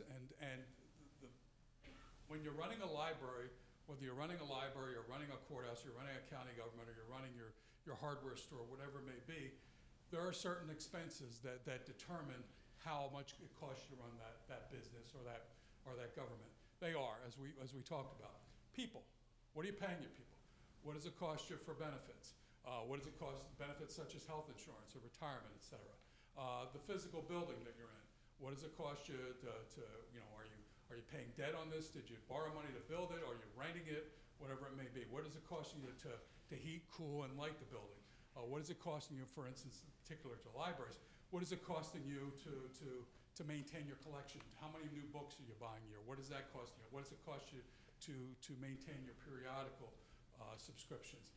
Those are the costs for running a library, and they may very well go up, and they may very well go up based on whatever the situation is. What I objected to is the cost for the library, the justification for the 10%, was based on things that have nothing to do with the cost of the library, and therefore had nothing to do with the budget increase. As far as circulating books, how many books you're lending out, first of all, the object of running a library is to lend out as many books as possible. You don't want your collection in the library. You want it out there with the people so that they're getting educated, so that they're learning. So that's not the basis of the cost of running your library, or the basis of justifying a budget increase. In addition, one of the things that bothers me, and I'm going to get a little bit off track here, the fact is, for the various townships and municipalities, some of them are very generous in providing monies to the various local libraries. We have 8 in this county. Some are not. And the county is being looked at as sort of the catch-all or the piggy bank to make up for those shortfalls for other local governments that are not meeting their responsibilities. And I don't think that's appropriate. And this isn't the time for it. But one of the things I'm looking at is the services that we're providing to local governments that maybe we shouldn't. And I'm thinking about law enforcement issues, or I know you're familiar with this, dispatch and things like that. That's very expensive that the county taxpayers are paying for, and it's being used to benefit other local governments, and I don't think that those local governments are paying the share. By that same token, I don't believe it's appropriate for county taxpayers to make up the shortfalls for elected officials throughout the county who may not want to fund the libraries as generously as they should. Now, there is a minimum basement that we have to fund the libraries according to statute, and we are far above that. So in order for me to budget, in order for me to justify an increase, because I'm not going to come to you and say, just to give everybody 2, 3, 4, 5%, or 10%, I have to be able to base that on something. And since I'm not getting that information from Winnifox to the libraries, I really have no choice. Now, I'm not going to be an Ebenezer Scrooge and cut them to the minimum funding level that we're legally required to do so, but I'm going to go ahead and keep it at 0, and hopefully next year when we sit down again, they will talk about, hey, this is because we need a new roof, or hey, this is because our health insurance costs are going up, or hey, this is because it's costing us more to maintain this collection, et cetera, et cetera. That's what I need to know in order to formulate a budget, and that's what you hired me to do. You didn't hire me to come out in here and just throw numbers around, because again, that's lazy management. So that's the situation with Winnifox. As far as extension, what you're referring to is eliminating one of the positions in extension, and that's community development officer. The community development officer, as you heard from the presentation, does a variety of things, or has involvement in a variety of things, one of which is economic development. The duties for economic development really aren't there anymore, and haven't been for a year.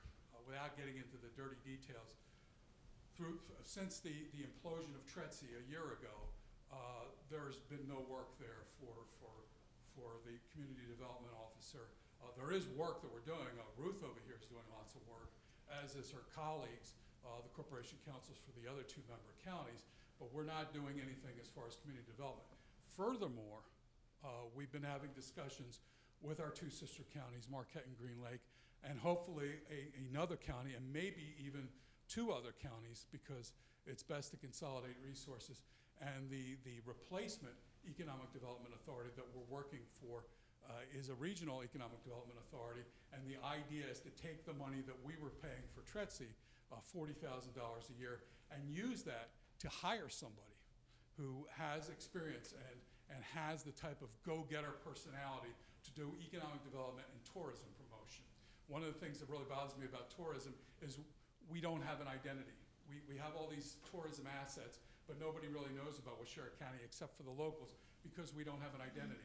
Everybody knows about Door County with its wine and the different festivals they have up there, and Al Johnson and his restaurant, and we all know about the Apostle Islands, we all know about the Dells with the water parks and the tacky wax museums and all that other stuff. We don't have anything here, so that would be one of the projects. This would be a person who would be employed working in one of the courthouses, I don't know which one, and the other sister counties would pay their share of the salary and benefits package, and that person would work all day, every day, on economic development, community development, and tourism.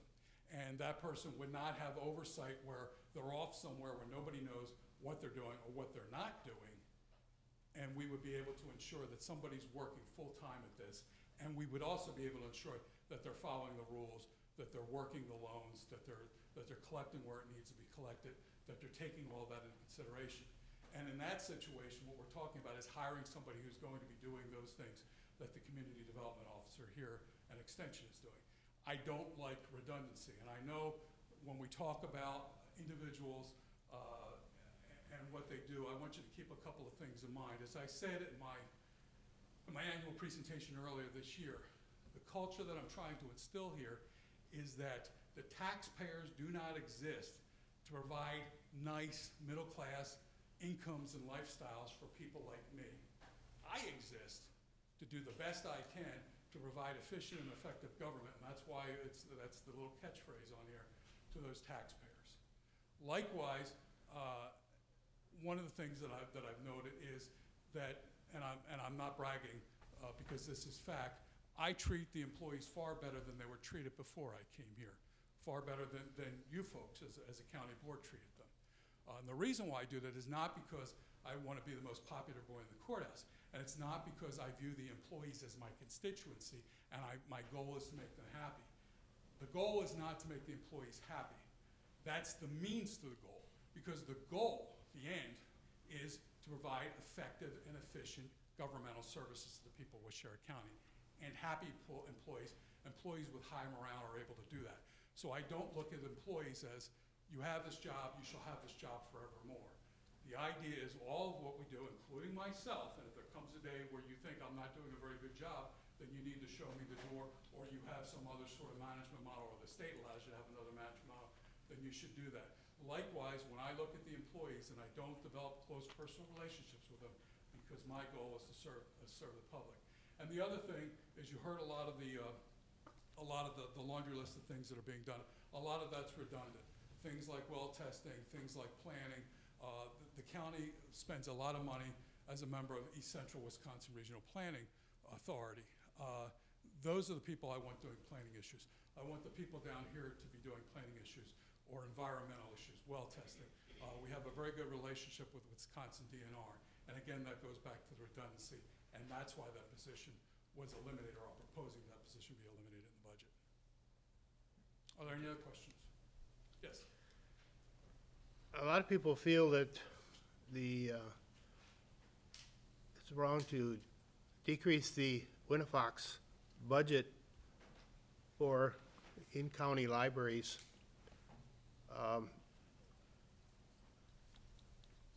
The libraries do a lot to serve their communities, and their expenses have gone up. And you can't expect them to do the same thing with less money. Well, it's not less money, it's the same amount of money. No, it isn't. They're getting, the amount that's allocated for the in-county libraries is $5,344 less. Okay, that's out of $500,000 from last year, right? It's still less, and their expenses go up. Well, first of all, I'm not an enemy of the libraries. I use the libraries myself. In fact, last night I was at an event at the Watoma Public Library. But what you're telling me is the county libraries do a lot of good, and they do. I have no doubt about that. But my function in here, the reason why you hired me, was to manage the county's government, and the biggest part of that management responsibility is to formulate a budget for you every year. And in order to formulate a budget, I need data. I need data based in reality. And what I need to know is, what is it costing you to run this place? What you're telling me is you're giving me some sort of vague statement that it costs more. Well, how much more? 2%, 3%, 5%, 10%? I don't know. But it's the responsibility of the libraries to give me that data. How can I do my job if they're not giving me the information I need to do my job? And quite honestly, if any of the department directors who answer to me did that, they'd be in a lot of trouble, because their responsibility is to put those numbers together for me. And if I don't have the numbers, I can't just go ahead and say, you want 10%? Okay, I'll give you 10%. And just the funny thing about the meeting that we had about 6 weeks ago, we had Mr. Arand and I think 8 or 10 librarians in my office, and I was haranguing about, I need information about what it costs to run these libraries. And one of the librarians said, we think you should increase the budget by 10% because we think you should give us more money. Well, if I have the sheriff coming in, or Mr. Picard saying, I want an additional 10% just because I think you should, that's no way to run a budget. That's no way to run a government. I need information, and if I'm not getting it, I don't have any choice. As I said, I'm not being vindictive. I'm not going to go ahead and say, we're only going to pay you the minimum that we're required to pay you. But I'm hoping that this will go ahead and create an incentive for Winnifox and for the libraries to tell me what the actual costs of running those libraries are. And if an increase is warranted, so be it. We'll go ahead and we'll look at those numbers. But without the numbers, I can't do anything. And it would be irresponsible for me to go ahead and say, this budget requester is not meeting their responsibilities, not giving me the data I need to formulate a budget. But because they do stuff for the libraries and for kids and all that, I'm going to go ahead and give them the keys to the treasury. Whereas I say to a department here in the courthouse, no, you don't get that sort of that benefit because you're not as warm and fuzzy as the libraries. Well, Mr. Aaron should have provided you with that information, but you have taken consideration he's retiring. I understand, but I also have to take into consideration we have people in this county who bust their butts every day, some of them working 2 jobs to put a roof over their head, to pay the taxes that pay for all this operation, to put a roof over my head and food on my table. My responsibility always, always, always is to those people before anybody else. Well, you can expect that an amendment will be offered to change that. And that's your prerogative. Yeah, and I think just to be fair to the whole process, Mark did a good job of explaining the meeting that he had with you and your troubles with what was submitted. He did say he was going to pass along that there should be a new budgeting formula that we should create to submit for next year. But he said where it fell short this year is they used the same formula that, if I heard him correctly, at some point many years ago was sort of co-crafted by the county and Mark Winnifox, the libraries, you know. And so he just used a formula that he's used the year before, the year before, the year before. And now, you know, obviously there's more information that's desired. And he said, we're gonna have to, you know, come up and give more information, and he's gonna pass that along to his successor. And just for historical background, the first budget that I oversaw, Winnifox was asking for 11% again, and my gripes in 2017 were the gripes in 2019, that there's no basis in reality. You're not giving the data that justifies this increase. That came before the board, and Supervisor Tim offered an amendment to increase the budget for Winnifox to 11%. I objected to that, not so much because of the money, because it wasn't going to bankrupt the county, but because the message it sends to the other departments, the other functions that we have here. The one party, because the library doesn't have to follow the rules, doesn't have to provide budgetary information, and they get an 11% increase. Now, what ended up happening was, I believe that there was a compromise. I don't know who formulated the compromise, but it was 2%, and that was based on the salary increase for the county employees at that time. Last year, Winnifox came in with a 2% increase, and rather than to fight about this, that went through the budget untouched. And this year they came in with 10%, and not to continue to harp on this, but that was also one of my complaints. It's not only that your budgetary increases are not justified or backed up with data related to cost of running the libraries, but it's all over the board. Right. You go 11% to 2% to 10%, what's it going to be next year? If we do it the way it's supposed to be done, where you say this is what it costs to run the libraries, this is what it costs to pay people, the building, the collection, then we can go ahead and make logical decisions and responsible decisions. You have to realize that the library committee membership changes from year to year, and that could be one of the explanations for the difference in consistency. And I don't know. I would assume that my understanding is that the library committee approved the 11%, the 2%, and 10%. And when it comes to me, my job isn't just to go ahead and say, tell me what you want to do. My job is to go ahead and present you fact-based budgeting. Now, you, of course, have the prerogative. You can go ahead and give them double the budget. That's within your authority to do so. I don't know if that's, well, I do know that would not be politically wise or fiscally wise, but you can go ahead and do that. That's the people elected you to make those decisions. But didn't you say, too, there was a 2% inflation? There's 2% inflation, but I will tell you, even with 2% inflation, we do have departments that have gone ahead and reduced their budget, either because expenses went down, unique expenses particular to those departments, or because they became more efficient. So again, I don't want to be a lazy manager when it comes to budgeting. I'm not going to go ahead and say everybody gets 2% because the federal government says the CPI goes up 2%. We look at what we're doing because we have to. We don't have a lot of money to play with here, and we have to maximize it. We have to squeeze every efficiency out of every nickel we spend around here, and that's the way you do it. I could, and Sarah could spend a lot more time doing other things over the last couple of months if we simply just came up with a figure and increased the department budgets across the board, including Winnifox. But that's not what we're supposed to do. We provide this to you and remind you that literally thousands of hours went into formulating this budget. Not necessarily from me and Sarah, but when you go down the food chain, to the department directors, to the finance staff, lots and lots of time goes into this. It's not something that's done on the fly. A great deal of consideration and a great deal of analysis goes into that. And that's why we're able to provide the high level of services that we provide without being overly burdensome on the taxpayers. And I am going to brag here. This county is probably one of the best run counties in this region. And as far as rural counties go, it's one of the best in the state because we have raised our standards and because we have people like Debbie and other department directors who look at those dollars and try to get every efficiency out of them. And that's what we do. And we don't do it for you. We don't do it for ourselves. We do it for the public because they deserve it. But you said, you yourself said 2% inflation, but you said you don't have proof that what the library's spending on. Well, if there's inflation, of course it's gonna cost them more to. Right. What I said was that the 2% was the latest figures from the Department of Commerce last week. And then on Saturday, the Saudis lost half of their oil capacity, which I know that the price of oil is going through the roof. I haven't filled my tank since last week, so I'm sure it's probably 10 or 20% more, or 20 cents more, and it's going to probably be there for a while because it's going to take them a while to get everything back online. And in the meantime, you're going to see the cost of all sorts of goods go up because it's going to cost more to truck it and everything else.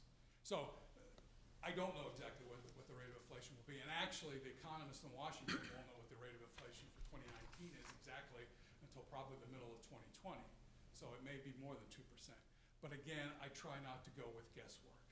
Right, I understand that, I mean, but with libraries, you gotta have climate control for your books. I mean, not every place needs climate control you know, it'd be nice, but, you know, you're giving a. And again, I think it's incumbent on the libraries to be responsible and to provide that data. This is what it costs us to cool this library so our books don't fall apart. I understand, but I can't make decisions based on guesses or just random figures that are pulled out of the air, or based on circulation, which has nothing to do with the cost of the library. So that's why it's not personal, it's about the numbers. And that's what you have to do if you're going to go ahead and provide the services that we provide. As I say, Cadillac level services at Chevy prices.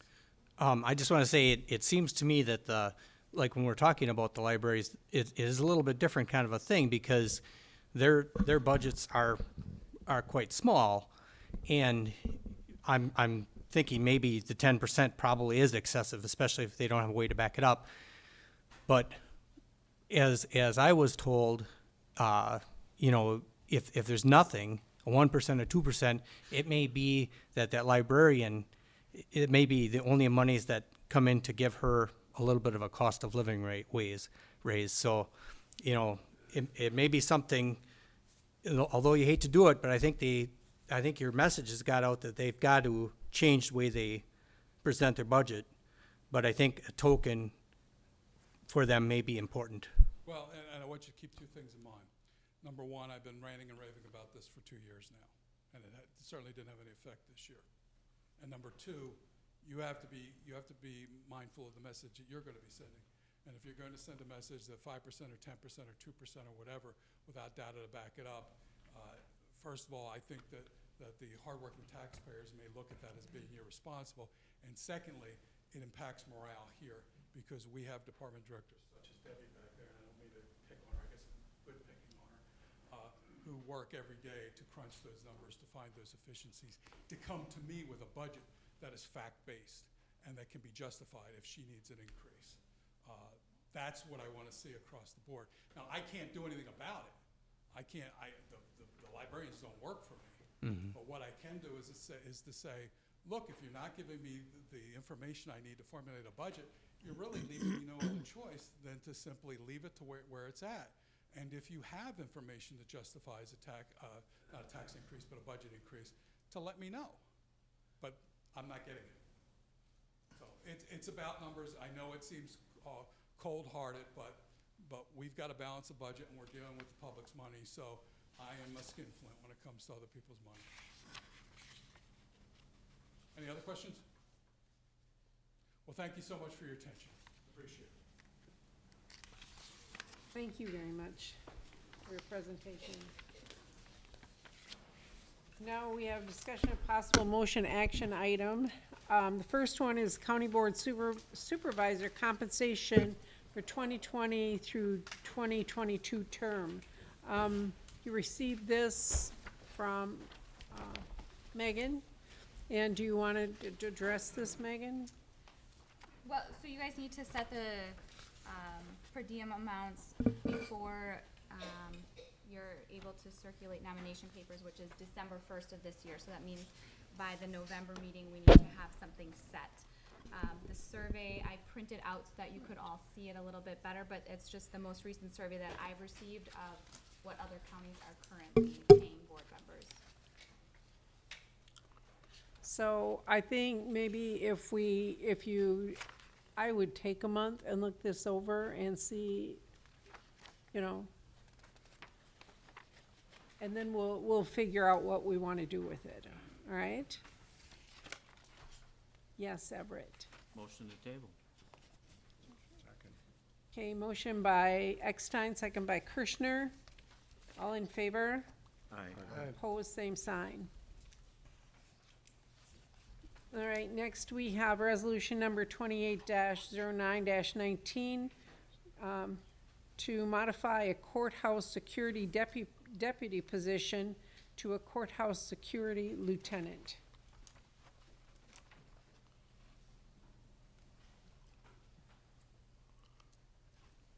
Motion by Eckstein, second by Kirschner. Any questions or comments? Somebody explain it? Do you want to, yes, Wally, do you want to explain this for us? I'm sorry, I didn't have it. The lieutenant position, courthouse security lieutenant position? The lieutenant's position of the courthouse security is supervising the part-time staff and the full-time staff.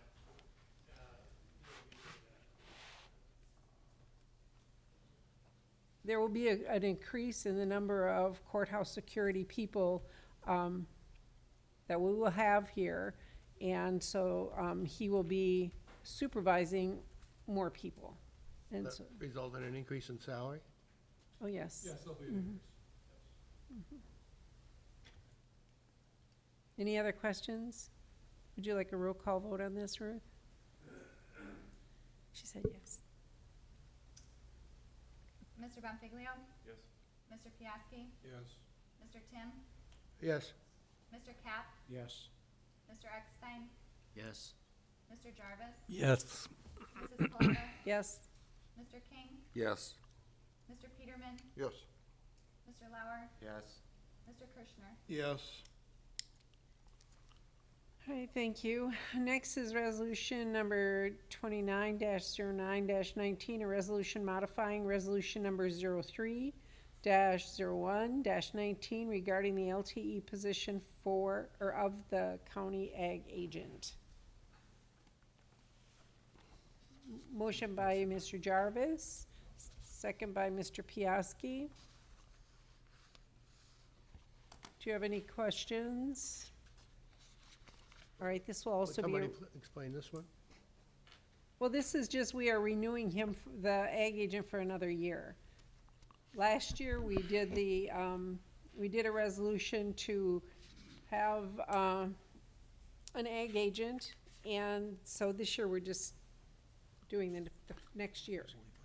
Basically, Ken Williams was a full-time ag agent until January of 2018 when he retired. Between January 2018 and either January or February of 2019, we had no ag agent. So Ken is back here on a part-time basis. He's being fully funded by county tax dollars because, as Ken said and I've said, agriculture is such an important part of our economy. It's not what I would prefer. I prefer that we share that burden with UW Extension, but that's not hard. So this is to go ahead and keep that position there.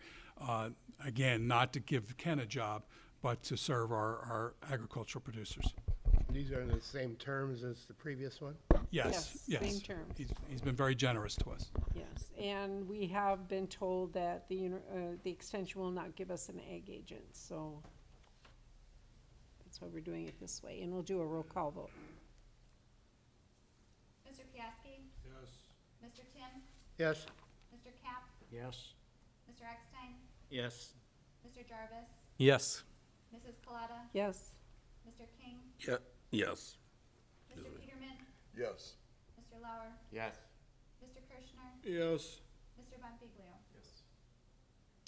All right, thank you. Next, we have a resolution number 30-09-19, support for Central Sands groundwater County Collaborative. Motion by Mr. Cap, second by Mr. Piaski to approve. Any questions? Yes, Mr. Eckstein. Could it be explained just a little bit? Okay. The resolution you have before you is basically just a formal authorization on behalf of the county for us to participate in groundwater research amongst 6 other counties. And that's basically all. There's no monies involved. It's purely just authorizing our support in efforts to research the water quality out in the Central Sands region. I believe there was an amendment that was put before you. That amendment is a little different in the context that we just removed Sauk County. Sauk County has elected not to participate at this point in time in the collaborative. But that's the only amendment and the change that you got before you that went before Louis. So the updated resolution was printed out and at your desks with that minor change of removing Sauk County. And keep in mind, there's no monies. We're not asking for any monies on behalf of the county. It's purely just our support, staff support. Thank you. All right, we have a motion and a second. All in favor? Opposed? All right, thank you. Next, we have appointments, and this is a confirmation of chairs, appointments to the Economic Development and Entrepreneurship Steering Committee. And the names on that are Linda Freudenthal, Jeff Stahl, Rick or Sarah Schmitz from Nordic Mountain, Mike Likeness, Darlene Thurley, Mark Kirschner, Brandon Monfiglio, Paul Miller, Hancock, Hillary Hamill, Hometown Bank, Jeff Kajabuski, from former high school superintendent, Jim or Dawn Button from Evergreen Campsites, Jane Fowler from Silvercrest, Mark Vandecastle, Bill Van Dongen, and then a representative from the Ice Age Trail, Jenny Addis from Hancock, Jody Jensen, and Mary Kunish. Motion by Mr. King, second by Mr. Eckstein. Any questions? Yes. Of these committee appointments and the long list of appointments that we had at the last meeting, are these people all entitled to a per diem? No. None of them are. Not, well, I'm assuming that the county board people that are on this committee would be entitled to a per diem. That would be my expectation as well, but the lay people are doing it at a public service. Any other questions? Well, the reason I ask is we pay some citizens that are on committees and others not. And I'm just wondering what the distinction is. Well, as far as the distinction, with our new procurement code, there are very few people who are not board members who get paid any sort of per diem. However, we do have people who go to conferences, et cetera. We give them money for meals, or we reimburse them for the meals. We also will go ahead and pay them for their mileage. We'll pay their expenses. But everybody who serves on a committee is not necessarily paid. And I will tell you, Supervisor Tim, if it wasn't for volunteers and people stepping up, we wouldn't be able to provide probably a third of the services we provide around here. I know, and again, back to Debbie Pavla, I know the work that she does, that department would collapse if it wasn't for her outstanding volunteers. So we're asking that spirit of public service from these folks as well. And in conversations we've had with them, they're more than happy to do it because they love their community. Well, that's good. I appreciate that.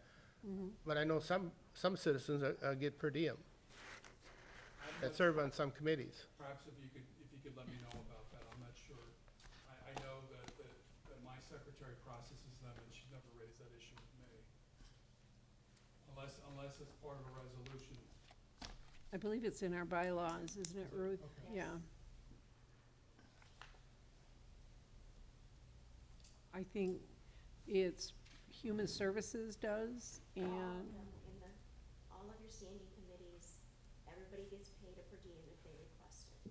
yeah. I think some opt out Yeah, some opt out, yes. And I will tell you, in my office, seeing the traffic that comes in, I don't see too many lay people come in asking for the per diem. All right, we have a motion and a second. All in favor? Aye. Opposed, same sign. All right, are there board suggestions for future agenda items? Okay, and I would hope to see all of you at the Jailbreak Marathon on the 28th. If you want to walk it, or run it, or just volunteer, we'll be happy to have you. Move to adjourn. Second. We have a motion and a second to adjourn. We are adjourned. Are these the ones I signed? Oh, no. Darn it.